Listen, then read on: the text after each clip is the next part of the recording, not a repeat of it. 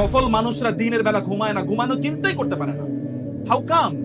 আপনি দিনের বেলা আপনি সকালে ঘুম থেকে উঠতে পারেন না, তাহলে আপনি দুনিয়া জয় করবেন কিভাবে? আপনি তো কম্বল ছাড়াই উঠতে পারেন না, আপনি তো বিছানাকেই জয় করতে পারেন না, আপনি দুনিয়া জয় করবেন কিভাবে?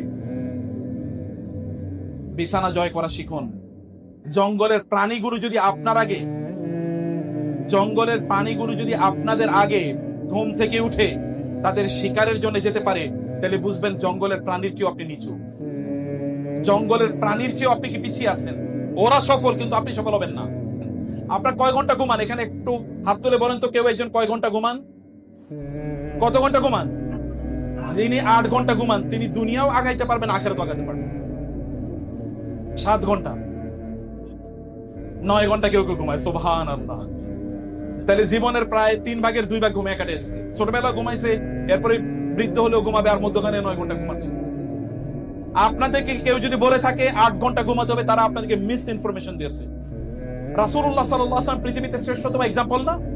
তিনি 4 ঘন্টা থেকে 4.5 ঘন্টা থেকে 5 ঘন্টার উপর কোনোদিন ঘুমান নাই। I challenge you.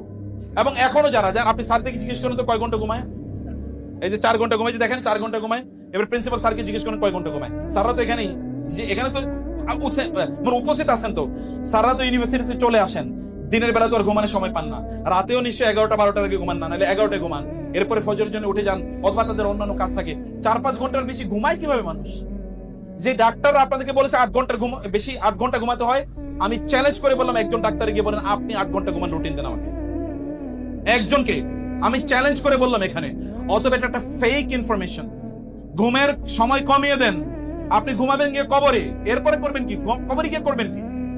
দুনিয়া তো কাজের জায়গা, এখানে তো আপনার ঘুমের জায়গা না।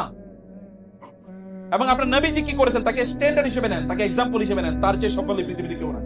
আপনি মনে রাখবেন, বড় কাজ মানুষকে বড় বানায় না, ছোট কাজ অব্যাহতভাবে যখন মানুষ করে তখন তিনি বড় হয়ে যান। ছোট কাজ যদি অব্যাহতভাবে করেন, যদি প্রতিদিন আপনি 1 পৃষ্ঠা করে বই পড়েন, তাহলে আপনি বছর শেষে 365 পৃষ্ঠা পড়ে ফেলবেন, প্রায় আপনার 2-3টা বই পড়া হয়ে যাবে। প্রতিদিন যদি আপনি আপনার সাবজেক্টে আধা ঘন্টা পরে পড়েন, তাহলে আপনি দেখবেন যে মাস শেষে আপনি 15 ঘন্টা পড়েছেন। অনেকে 15 ঘন্টা পড়ে না, প্রতিদিন কেবল আধা ঘন্টা করে পড়েছেন, এবং আপনি 1 বছর পরে দেখবেন যে আপনার এই সাবজেক্টে আপনার ইউনিভার্সিটির মধ্যে আপনি সবচেয়ে বিখ্যাত হয়ে যাবেন। অথবা আপনি যে কোনো আপনার ফোকাসটাকে ঠিক রেখে আপনি ওই পথে অব্যাহতভাবে আপনি চলেন, যেমনি ভাবে আপনার নবী সাল্লাল্লাহু আলাইহি ওয়াসাল্লাম চলে গিয়েছেন। সম্মানিত ভাইরা বোনেরা, আপনি যদি সত্যি করতে ভালো মানুষ হতে চান, তাহলে নামাজের কোনোদিন মিস করুন। নামাজকে আপনি অক্সিজেনের মতো করে গ্রহণ করেন। নামাজ যেমনি ভাবে আপনার শরীরের জন্য অক্সিজেন প্রয়োজন, তেমনি ভাবে আপনার আত্মার জন্য কি দরকার? নামাজের দরকার। নামাজ পড়লে আল্লাহ সুবহানাহু ওয়া তাআলা আপনার অন্তরে যত অশান্তি আছে সব আল্লাহ তাআলা দূর করে দেবে। আপনার অন্তরটা প্রশান্ত হয়ে যাবে। আলা বিযিকরিল্লাহি তাতমাইন্নুল কুলুব। আল্লাহর জিকিরে অন্তরটা প্রশান্ত হয়ে যায়। মন খারাপ, আপনি নামাজ দাঁড়িয়ে যান না। আচ্ছা, আপনার চেয়ে বেশি শক্তিশালী কি আল্লাহ না? বলেন তো, আমাদের চেয়ে শক্তিশালী কে? এই সবকিছু নিয়ন্ত্রণ করে কে? আপনার কোনো সন্দেহ আছে? আচ্ছা, একবার চিন্তা করে দেখেন তো, আমাদের কথা একবার ভাবেন, আর আকাশের সূর্যের কথা একবার ভাবেন তো। সূর্যটা কি আমাদের চেয়ে ছোট না বড়? এই পৃথিবীর চেয়ে সূর্য কত গুণ বড়? 13 লক্ষ গুণ বড়। সূর্যের চেয়ে তারকা কত গুণ বড়? বিলিয়ন বিলিয়ন গুণ বড় না? আকাশে কয়টা তারকা আছে? কত আছে? এটা কোনো ধারণা আছে?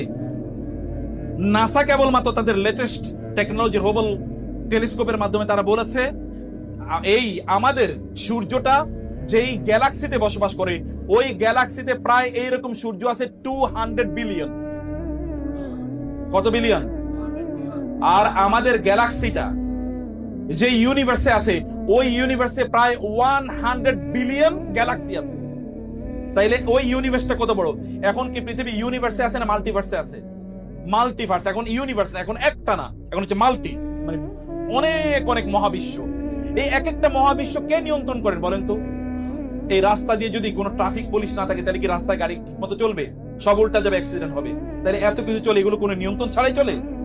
যিনি এগুলোকে নিয়ন্ত্রণ করেন তিনি কত মহাশক্তিধর হতে পারেন? আপনি তার কাছে কেন আপনার নিজকে সুপর্দ করবেন না? আপনি যখনই বিপদে পড়েন নামাজে দাঁড়িয়ে যান না, 2 রাকাত নামাজ আদায় করেন মনোযোগের সাথে। চোখটা বন্ধ করে বলেন তো সুবহানাল্লাহ। মনে একটু ধাক্কা লাগে কিনা বলেন তো? একটু ধাক্কা লাগে। নামাজটাকে মনোযোগ দিয়ে 2 রাকাত সালাত মনোযোগ দিয়ে পড়ে বলেন আল্লাহকে, সিজদায় গিয়ে বলেন, আল্লাহ এটা আমার বিপদ, তুমি আমার বিপদটা দূর করে দাও। দেখেন না, ইউ এক্সপেরিমেন্ট টুডে। আজকে এটা করে দেখেন যে আপনার ওই বিপদ সমাধান হয়ে যায় কিনা। এখন তো আমাদের যুবকরা তারা নিজেরা দিনদার হবে না, কিন্তু তারা একজন কি ঐশ্বরিয়া রায়ের মতো সুন্দরী চায় নাকি? আবার আমাদের নারীরা তারা দিনদার চাইবে না, কিন্তু তারা কি বিল গেটসের মতো একজন ধনী লোক চায়। আপনাকে, আপনি যদি সত্যিকার চাই এমন, মানে আপনি ফাতেমা রাদিয়াল্লাহু তাআলার মতো দিনদার কিন্তু আবার ঐশ্বরিয়া রায়ের মতো সুন্দরী, এরকম আপনি যদি চান, মানে আমি গল্পে শুনি আর এরকম, আমি জীবনে দেখিনি এদেরকে, কিন্তু আপনি যদি এরকম হতে চান, আপনাকে ফাতেমার মতো একজন নারী পেতে হলে আপনাকে আলীর মতো একজন দিনদার মানুষ হতে হবে। আর আপনি যদি আলীর মতো একজন দিনদার ছেলে চান, তাহলে আপনাকে ফাতেমার মতো দিনদার নারী হতে হবে, আদারওয়াইজ আপনি কোনোদিন পাবেন না। আপনাকে পেতে হলে নিজকে যোগ্য করা দরকার, আর যোগ্য করতে হলে আপনাকে সালাতে সময় দেওয়া লাগবে। ভাইরা, সালাতে সময় না দিয়ে আপনার নিজকে আপনি ক্ষতিগ্রস্ত করছেন। বোনেরা, আপনার নিজকে আপনি, আপনার হিউজ পটেনশিয়ালিটি আছে, আপনার ব্যাপক যোগ্যতা আছে এবং আপনার পাওয়ার অধিকার আছে। আপনার পাওয়ার অধিকার থেকে আপনি কেন বঞ্চিত করবেন? আপনার রব আপনাকে দেওয়ার জন্য, তিনি আপনাকে দেওয়ার জন্য উদ্গ্রীব হয়ে আছেন। আপনি জানেন রাসূলুল্লাহ সাল্লাল্লাহু আলাইহি ওয়াসাল্লাম বলেছেন, আল্লাহ তাআলা এমন, তার কাছে না চাইলে তিনি রাগ করেন, তার কাছে চাইলে তিনি কি হন? সন্তুষ্ট হন। আপনি চান না।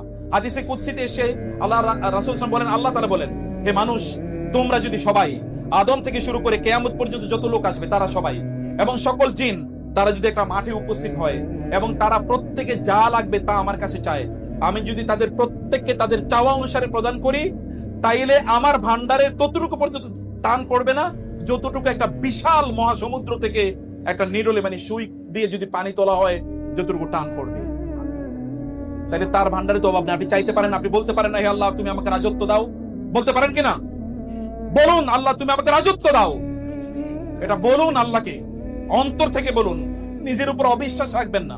চাইতে যদি আপনার আমারে আল্লাহ দেবে নাকি, আমি কি পাওয়ার যোগ্য, তাহলে আল্লাহ আপনি কেন দেবেন? বলুন। বড় স্বপ্ন দেখা এটা বড় মানুষেরই সাজে। আপনারা আহমদ ইবনে হাম্বলের কথা শুনেছেন না?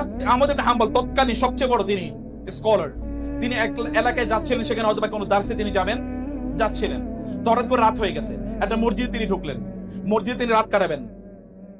আচ্ছা, আমরা 5 মিনিটের মধ্যে শেষ করছি। মসজিদে তিনি রাত কাটাবেন, মসজিদে ঢোকার পরে এশার নামাজ পড়ার পরে তিনি ওইখানে থাকবেন, এটা তিনি মনে করেছেন। কিন্তু মসজিদের খাদেম এসে বললেন, মুরব্বী তো উনি, মুরব্বী এখান থেকে বের হন। বলে কেন বের হবো? বলে যে বের হন এই জন্যে, কারণ আমরা মসজিদ বন্ধ করে দেবো, কারণ নামাজের পরে তো রাতে মসজিদ বন্ধ হয়ে যাবে, মানে মসজিদ বন্ধ করে দেবো। বলে না, মসজিদ তো বন্ধ, আমি তো মসজিদ থাকতে চাই। বলে আপনি থাকতে পারবেন না, আপনি কি বের হবেন নাকি আমি আপনাকে বের করে দেবো? উনি বের হতে চাচ্ছিলেন না, আর এই খাদেম তাকে পাজাকোলা করে মসজিদের বাইরে নিয়ে রেখে আসেন। এখন তিনি রাস্তায় বসে আছেন, চিন্তা করলেন যে আমি এখন যাব কোথায়, আমি কি যাব কোথায়? কারণ তখনকার যুগে তো আর, এখন থেকে আমি 1200 বছর আগের কথা বলছি, তখন তো এরকম হোটেল, মোটেল অথবা ধরেন হাইওয়ে রেস্টুরেন্ট এরকম কোনো কিছু ছিল না। অতএব তিনি থাকবেন কোথায়? কেউ তাকে আবার চেনেও না। এখন তো আর ফেসবুক, ইউটিউবের মতো তখনকার এমন কোনো সোশ্যাল মিডিয়া ছিল না বা টেলিভিশন ছিল না যে লোকেরা তাকে চিনবে। অতএব এই কারণে তিনি রাস্তায় বসে আছেন। এর মধ্যে ওই দিক দিয়ে একজন, মানে বেকার পর্যন্ত, বেকার না বেকার, যিনি কেক বানান, মানে রুটি বানান, এরকম একজন লোক এখানে যাচ্ছিলেন। যাওয়ার পরে দেখবেন বৃদ্ধ লোক বসে আছেন। আপনি এখানে বসে আছেন কেন? বলে আমি মসজিদ থাকতে চেয়েছি, কিন্তু মসজিদ আমাকে থাকতে দিল না। তিনি বলেন আচ্ছা ঠিক আছে, কোনো সমস্যা নেই, আপনি চলেন আমার বেকারিতে চলেন, আমি আপনাকে আমার বেকারিতে রাখবো। আমি বাসায় যেতে চাচ্ছিলাম, বাসায় যেমন আপনি আমার বেকারিতে থাকবেন। ওনাকে বেকারিতে নিয়ে গেলেন, নিয়ে তাকে একটু থাকতে দিলেন। কিন্তু এই যে বেকারির মালিক যিনি, ইনি সাধারণত রাতে রুটি বানান, দিনের বেলা রুটি বিক্রি করবেন। তিনি রুটি বানাচ্ছেন আর তিনি পড়ছেন সুবহানাল্লাহ, আলহামদুলিল্লাহ, আল্লাহু আকবার, লা ইলাহা ইল্লাল্লাহ। কারণ কাজ নাই তো, রুটি বানাচ্ছেন আর তিনি তাসবিহ পড়ছেন। ওই যে আহমদ ইবনে হাম্বল ইমাম, যুগের সবচেয়ে বড় আলেম, তিনি অবাক হয়ে তাকাচ্ছেন, এই লোক রুটি বানায় আর তাসবিহ পড়ছে। সাধারণত রুটি বানায় যারা এরকম কাজ করে তারা তো এরকম করার কথা না, তাসবিহ পড়ছে আর সারা রাত এরকম করেছে। ফজরে যখন আজান হলো, তখন ইমাম তাকে বললেন, ভাই তুমি সারা রাত রুটি বানালা আর তাসবিহ পড়লা, তুমি ঘুমাইলা না? বলো না, আমি তো ঘুমাই না, আমি রুটি বানাই। তো তাসবিহ পড়লা যে? বলো আমি সারা রাত এরকমই করি, কাম নাই তো, এই যে কারণে আমি রুটি বানাই আর তাসবিহ পড়ি। বলে তাহলে তো মাশাআল্লাহ, তুমি তো অনেক আল্লাহওয়ালা মানুষ, তাহলে আল্লাহ তাআলা তো তোমাকে অনেক ভালোবাসেন, তোমার যা মনে চায় তুমি আল্লাহকে বললো তো আল্লাহ তাআলা তোমাকে দিয়ে দেন। ওনার একটু ইচ্ছা যে উনি তার একটু বলবে আমার জন্য দোয়া করো, এমন ইচ্ছা। বলে হ্যাঁ, আমি আল্লাহর কাছে যা চাই আমি তাই পাই, আমার খুব সুখ, কোনো সমস্যা নাই। কিন্তু একটা জিনিস এখনো আমি পাই না, আমি আল্লাহর কাছে অনেক চাইছি। বলে কি? বলে আমি আল্লাহর কাছে বলছি, আল্লাহ এই যুগের সবচেয়ে বড় আলেম আহমদ ইবনে হাম্বলের দেখতে চাই, আমি কেবল আল্লাহর কাছে এই দোয়া করতেছি, কিন্তু এখনো পাই না এটা। তিনি তারা জড়িয়ে ধরলে বলেন, ভাই আমি তো আহমদ ইবনে হাম্বল, দেখো না আল্লাহ তাআলা আমার পা ধরে তোমার রুটির দোকানে আমার টাইনা নিয়ে এসে আমার নামে আহমদ ইবনে হাম্বল। যখন আপনি রাতের অন্ধকারে আল্লাহকে বলবেন, দিনের আলোর মধ্যে আল্লাহ সুবহানাহু ওয়া তাআলা মানুষের কাছে আপনার নামগুলো ছড়িয়ে দেবেন। উনি তো জানেন না, উনি তাকে চেনেন না, কিন্তু তিনি মনে চেয়েছেন, মনে মনে চেয়েছেন, আল্লাহ তাআলা তাকে এটা প্রদান করেছেন। আপনারা কেন আপনাদের নিজেদেরকে এই সুখ থেকে বঞ্চিত করবেন? হারামের দিকে যাবেন না, এটা আপনার চেহারাকে অন্ধকারাচ্ছন্ন করে দেবে, গোটা জীবনকে অন্ধকারাচ্ছন্ন করে দেবে। আপনি জানেন তো, গান শুনে অন্তরে নেফাকি তৈরি হয়, তখন ইবাদতের স্বাদ পাবেন না। কোরআন তেলাওয়াত শুনে আপনি মজা পাবেন না। কোরআন তেলাওয়াত শুনে কেঁদেছেন কবে বলেন? আপনারা এখন দেখেন, এখনো ইউটিউবে আপনি সার্চ করেন, দেখবেন যে কোরআন তেলাওয়াত শুনে কাঁদা, এরকম দেখেন হাজার হাজার দৃশ্য। আপনার কি কোনোদিন এরকম কাঁদতে মনে চায় না কোরআন তেলাওয়াত শুনে? আপনার অন্তরে একটা ইম্প্যাক্ট তৈরি হোক, একটা ধাক্কা তৈরি হোক, আপনার ভালো লাগুক, এটা কি আপনি চান না? চাইতে হলে আপনাকে হারাম জীবন থেকে মুক্ত থাকতে হবে। আপনি এর মধ্যে প্রিয় বন্ধুরা যদি গুনাহ করে থাকেন, নো প্রবলেম, তওবা করুন, ইস্তেগফার করুন। তওবা ইস্তেগফার এটা ডিটারজেন্টের মতো, এটা সাবানের মতো। আপনার জামা কাপড়ে যদি কোনো ময়লা লেগে থাকে, সাবান দিয়ে ধুইলে যেমনি ভাবে এটা পরিচ্ছন্ন হয়ে যায়, তওবা এবং ইস্তেগফার করলে এভাবে আপনার গোটা জীবনটা পরিচ্ছন্ন হয়ে যাবে। একজন নারী, তিনি জিনা করেছেন, এবং একজন পুরুষ, দুজনই এরকম, দুটো ঘটনা, এবং দুটোই সহি বিশুদ্ধ ঘটনা। নারী রাসূলের কাছে আসলেন এবং বললেন, ইয়া রাসূলুল্লাহ, আমি জিনা করেছি, আপনি আমাকে শাস্তি দেন। আপনি জানেন জিনার শাস্তি কি? রাসূল বলেন, ঠিক আছে, তোমার বাচ্চা হোক, তারপরে আসো। বাচ্চা হওয়ার পরে বলেন, ইয়া রাসূলুল্লাহ, আপনি আমাকে শাস্তি দেন। বলেন, না, ওকে দুধ খাওয়াই আসো, ও বড় হোক। দুধ খাওয়ানোর পরে তারপরে তার বাচ্চাকে নিয়ে তিনি এসে দেখালেন, ইয়া রাসূল, এই যে দেখেন বড় হয়ে গেছে, এখন আর ওর মায়ের দুধ খাওয়া লাগে না। রাসূল সাল্লাল্লাহু আলাইহি ওয়াসাল্লাম এবার তাকে শাস্তি প্রদান করলেন। ওমর রাদিয়াল্লাহু আনহু বললেন, কি নির্লজ্জ মহিলা, এরকম একটা অপরাধ করলো। রাসূল বলেন, ওমর এবং অন্য সাহাবীদেরকে বলেন, ন, তার ব্যাপারে কোনো কিছু কথা বলা যাবে না। আল্লাহর কসম, তিনি এমন ভাবে তওবা করেছেন, তার এই তওবা যদি গোটা মানব জাতির মাঝে বন্টন করে দেয়া হয়, তাহলে মানব জাতির জন্য একটা তওবাই যথেষ্ট। কোয়ালিটি কি তওবার, কোয়ালিটি কি মানুষের জন্য, এই তওবাই যথেষ্ট। মুসা আলাইহিস সালাতু ওয়াস সালাম তিনি ইস্তিসকার নামাজ পড়লেন। গল্প আবার বলছি, ঘটনা। ইস্তিসকার তিনি নামাজ পড়েছেন, এরপর ইস্তিসকার নামাজ পড়লে তো বৃষ্টি প্রার্থনা নামাজ, বৃষ্টি হবেই। মুসা নামাজ পড়েছেন, বৃষ্টি হবেই। তো বলা হলো যে আমার বৃষ্টি হচ্ছে না কেন, এরকম একটা মানে ইস্যু। বলো যে তোমার এখানে এমন একজন লোক আছে যে এমন একটা অপরাধ করেছে যে অপরাধের কারণে বৃষ্টি হচ্ছে না। মুসা আলাইহিস সালাম বললেন, এমন কে আছো যে এমন অপরাধ করেছো তোমার কাছে তোমার কারণে বৃষ্টি হয় নাই, তুমি এখান থেকে বের হয়ে যাও। আচ্ছা, কেউ কি বের হবে? কি মনে হয় বের হলে তো এভরিওয়ান উইল স্পট, এই লোকটাই খারাপ, এর কারণে হয়েছে, এরপরে ফেসবুক গরম হয়ে যাবে নাকি?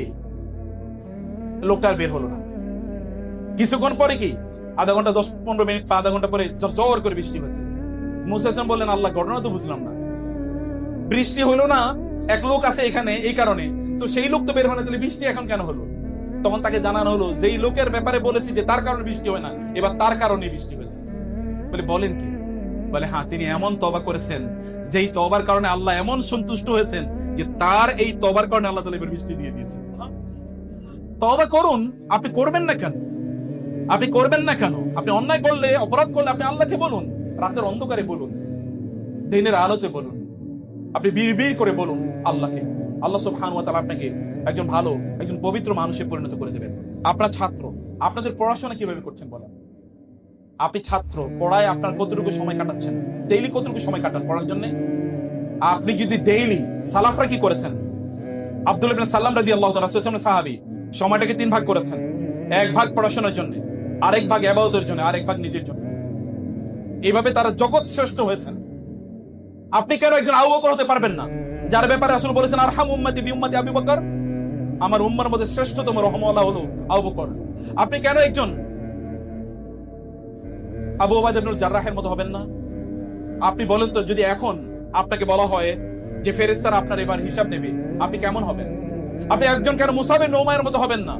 এই মুসাব ইবনে উমাইর মক্কার সবচেয়ে সুদর্শন যুবক এবং মক্কার সবচেয়ে দামি জামা কাপড় যিনি পরতেন, কিন্তু তিনি ইসলামের প্রথম অ্যাম্বাসেডর হয়েছেন, তিনি সমাজের সবচেয়ে ভালো মানুষ হয়েছেন। তার জামা কাপড়গুলো বিদেশ থেকে কিনে নিয়ে আসা হতো, কিন্তু যখন তিনি উহুদের যুদ্ধে শাহাদাত বরণ করেন, তখন তার লাশ কাপড় দিয়ে ঢাকার জন্য কাপড় খুঁজে পাওয়া যাচ্ছিল না। একটা মাত্র কাপড় পাওয়া গেছে, এর যদি সামনের দিকে নেওয়া হয় তাহলে মাথা ঢেকে, পা ঢাকে না, পায়ের দিকে আনলে মাথা ঢাকে না, পা ঢেকে যায়। রাসূল সাল্লাল্লাহু বলেন, এবার ইসকির নামক এক ধরনের ঘাস, দুর্বা ঘাসের মতো, ওই ঘাস নিয়ে আসো, এটা দিয়ে তার পা ঢেকে দাও, বা তার মাথা কাপড় দিয়ে ঢাকো, পা এগুলো দিয়ে ঢেকে দাও। এবং যখন এগুলো দিয়ে ঢেকে দেওয়া হচ্ছিল, তখন রাসূল তাদেরকে তাকিয়ে কেঁদে দিয়েছিলেন। মক্কার সবচেয়ে সুদর্শন যুবক, যার জামা কাপড় মক্কায় তৈরি হতো না, সিরিয়ায় তৈরি হতো, যার পারফিউম মক্কায় বিক্রি হতো না, সিরিয়া থেকে আনা হতো, সেই যুবক আজকে যখন তাকে কবর দেওয়া হচ্ছে তখন তার জন্য যথেষ্ট পরিমাণ কাপড় পর্যন্ত না, তার জন্য কাপড় নাই, হয়েছে কি হয়েছে, কিন্তু গোটা পৃথিবীর যুবকদের কাছে তিনি সেলিব্রিটি হয়ে গিয়েছেন। আপনি কেবলমাত্র ক্ষণিকের উত্তেজনা, ক্ষণিকের এনজয়মেন্ট, এন্টারটেনমেন্ট, ক্ষণিকের কেবল সেলিব্রিটি, এটা হয়ে লাভ কি? আপনি পার্মানেন্ট সেলিব্রিটি হন, যেন লোকের আপনাকে শ্রদ্ধা করে, আপনাকে সম্মান করে, আপনার নবীর চরিত্র যেন আপনারা লালন করতে পারেন। এখন আপনাকে প্রচুর পড়তে হবে, প্রচুর পড়ুন, ডেইলি পড়ুন, নতুন বই পড়ুন, হাজবি জাবি বই পড়বেন না যেগুলো আপনাকে ক্ষণিকের আনন্দ দেবে কিন্তু আপনাকে সত্যিকার অর্থে মানুষ বানাবে না, আপনাকে ইনফ্লুয়েন্সিয়াল বানাবে না, সমাজের জন্য ইম্প্যাক্ট তৈরি করবে না। আপনি সমাজে ইম্প্যাক্ট তৈরি করতে হলে আপনাকে অবশ্যই, যদি আপনি সমাজে ইম্প্যাক্ট তৈরি করতে চান তাহলে অবশ্যই আপনাকে মানুষের জন্য কাজ করার জন্য নিজেকে যোগ্য করে গড়ে তুলতে হবে। মানুষের জন্য কাজ করার জন্য আপনাকে অবশ্যই দেরি করবেন না। আমার মনে হয় যে স্যারদেরও এরকম আয়োজন করা দরকার, যে গণ বিয়ের আয়োজন করে দেওয়া দরকার। কি খুঁজছেন সুবহানাল্লাহ? হ্যাঁ, গণ বিয়ের আয়োজন করে দরকার, কিন্তু তার জন্য সঠিক বয়সে বিয়ে করেন। আপনি যখন বুড়া হয়ে যাবেন তখন বিয়ে করে লাভ কি? বুড়া হয়ে তো আর বিয়ে করে লাভ নাই, বিয়ের তো পার্টিকুলার একটা টাইম আছে, একটা বয়স আছে নাকি? এই বয়সে বিয়ে করুন, কিন্তু বিয়ে করার জন্য আপনার নিজেকে আপনি যোগ্য করে গড়ে তুলুন, যোগ্য করে নৈতিক ভাবে যোগ্য করুন। আর আল্লাহকে বলুন, আল্লাহ আমি বিয়ে করতে চাই, তুমি আমার জন্য ব্যবস্থা করে দাও। ইনশাআল্লাহ নিজের নৈতিকতা, জ্ঞান, প্রজ্ঞা, চরিত্র এবং নিজের মধ্যে তাকওয়া তৈরি করা। প্রিয় ভাই, অন্ধকারে গুনার পথে চলা এটা খুবই সহজ, কিন্তু অন্ধকারে গুনাহ থেকে নিজকে নিয়ন্ত্রণ রাখা এটা খুবই কঠিন। আর যারা অন্ধকারে মানুষের চোখের আড়ালে তাদের নিজেকে নিয়ন্ত্রণ করতে পারে, তারাই গোটা জীবন, তারা জীবনে সবচেয়ে সফল হয়, তারাই সবচেয়ে